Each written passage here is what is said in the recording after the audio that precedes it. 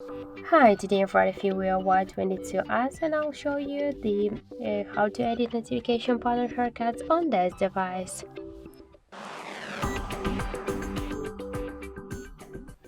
So first open notification panel, and if you wanna add or remove here some options or just to change the positions, we should click here to this edit icon, and this down section with invisible options.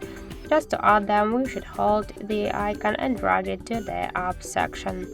If you want to remove the icons from here by the same way, just hold it and just drag it to the down. Just to change the positions on the option on the panel here, you should just hold the icon and drag it by this way. Then just to save the changes, click to go back, and that's it. So thank you for watching, and if you find this video helpful, don't forget to leave a like, comment and to subscribe our channel.